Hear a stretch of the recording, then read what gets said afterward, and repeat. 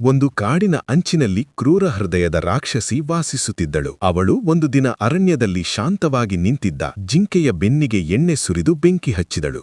ಜಿಂಕೆ ನೋವಿನಿಂದ ಕಿರುಚಿಕೊಂಡಿತು. ಅಷ್ಟರಲ್ಲಿ ಆ ರಾಕ್ಷಸಿ ಜಿಂಕೆಯ ಪುಟ್ಟ ಮರಿಯನ್ನು ಎತ್ತಿಕೊಂಡು ಹತ್ತಿರದ ಆಳವಾದ ಬಾವಿಗೆ ಎಸೆದಳು. ಈಜು ಬರದ ಆ ಜಿಂಕೆ ಜೀವ ಉಳಿಸಿಕೊಳ್ಳಲು ಅಳಲಾರಂಭಿಸಿತು. ತನ್ನ ಮರಿ ಸ್ಥಿತಿ ನೋಡಿ ಜಿಂಕೆ ತನ್ನ ಜೀವವನ್ನೇ ಲೆಕ್ಕಿಸದೆ ಮರಿ ಉಳಿಸಬೇಕೆಂದು ಜಿಂಕೆಯು ಬಾವಿಗೆ ಹಾರಿತು. ಬಾವಿ ಆಳವಾಗಿದ್ದರಿಂದ ಹೊರಬರಲು ಆಗದೆ ಜಿಂಕೆ ಮತ್ತು ಅದರ ಮರಿ ಇಬ್ಬರೂ ಜೋರಾಗಿ ಕೂಗತೊಡಗಿದವು. ಅದೇ ಸಮಯದಲ್ಲಿ ಹತ್ತಿರದ ಹಳ್ಳದಲ್ಲಿ ನೀರು ಕುಡಿಯುತ್ತಿದ್ದ ಆನೆಗೆ ಆ ಜಿಂಕೆಯ ಅಳಲು ಕೇಳಿತು.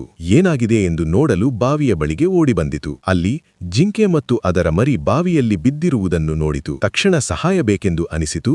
ಆದರೆ ನನ್ನಿಂದ ಸಾಧ್ಯವಾಗದು ಎಂದು ಅರಿತು ದೇವರ ಸಹಾಯ ಬೇಕೆಂದು ನಿರ್ಧರಿಸಿತು. ಆನೆ ಅಡವಿಯ ನಿರ್ಜನ ಪ್ರದೇಶದ ಕಡೆ ಸಹಾಯಕ್ಕಾಗಿ ಓಡಿತು. ನಂತರ ಗುಡ್ಡದ ಮೇಲೆ ಶ್ರೀಕೃಷ್ಣನ ವಿಗ್ರಹವನ್ನು ಕಂಡಿತು. ಅದನ್ನು ಕಂಡ ಆನೆ ಶಾಂತ ಮನಸ್ಸಿನಿಂದ ಧ್ಯಾನಕ್ಕೆ ಕುಳಿತಿತು. ಕೈಗಳನ್ನು ಜೋಡಿಸಿ, ಪ್ರಭು, ಆ ಜಿಂಕೆ ಮತ್ತು ಅದರ ಮರಿಗೆ ಜೀವ ಉಳಿಸಿ ಅವರನ್ನು ರಕ್ಷಿಸಿ ಎಂದು ಕಣ್ಣೀರಿಟ್ಟು ಪ್ರಾರ್ಥಿಸಿತು. ಅಷ್ಟರಲ್ಲಿ ಶ್ರೀಕೃಷ್ಣನು ತನ್ನ ದಿವ್ಯ ರೂಪದಲ್ಲಿ ಆನೆ ಮುಂದೆ ಪ್ರತ್ಯಕ್ಷನಾದನು. ಕೃಷ್ಣನು ಮುಗುಳು ನಗುತ್ತಾ ಕ್ಷಣ ಮಾತ್ರದಲ್ಲಿ ಕೃಷ್ಣನು ಜಿಂಕೆಗಳೆರಡು ಇರುವ ಬಾವಿಯ ಬಳಿ ಬಂದನು. ದಿವ್ಯವಾದ ಬಂಗಾರದ ಹಗ್ಗವನ್ನು ಸೃಷ್ಟಿಸಿ ಅದನ್ನು ಬಾವಿಯೊಳಗೆ ಇಳಿಸಿ ಆ ಹಗ್ಗದಲ್ಲಿ ಅತೀಂದ್ರಿಯ ಶಕ್ತಿ ಇದ್ದುದರಿಂದ ಕ್ಷಣದಲ್ಲೇ ಜಿಂಕೆ ಮತ್ತು ಅದರ ಮರಿ ಸುರಕ್ಷಿತವಾಗಿ ಮೇಲಕ್ಕೆ ಬಂದವು. ಜಿಂಕೆ ಮತ್ತು ಅದರ ಮರಿ ಭಾವುಕವಾಗಿದ್ದವು. ಆನೆಗೆ ತುಂಬ ಸಂತೋಷವಾಯಿತು. ಜಿಂಕೆ ಮತ್ತು ಅದರ ಮರಿ ಶ್ರೀಕೃಷ್ಣನಿಗೆ ತಲೆಯುಗ್ಗಿ ಕೃತಜ್ಞತೆ ಸಲ್ಲಿಸಿದವು. ಕರುಣೆ, ಭಕ್ತಿ ಮತ್ತು ಧೈರ್ಯ ಇದ್ದರೆ ದೇವರೂ ಸಹ ನಮ್ಮ ಸಹಾಯಕ್ಕೆ ಬರುತ್ತಾನೆ ಎಂದು ಅರಿತುಕೊಂಡವು. ಈ ಕಥೆ ನಿಮಗೂ ಇಷ್ಟವಾದರೆ ಕರುಣೆಯ ಸಂಕೇತವಾದ ಶ್ರೀಕೃಷ್ಣನಿಗಾಗಿ ಲೈಕ್ ಮಾಡಿ ಮತ್ತು ಸಬ್ಸ್ಕ್ರೈಬ್ ಮಾಡುವುದು ಮರೆಯಬೇಡಿ.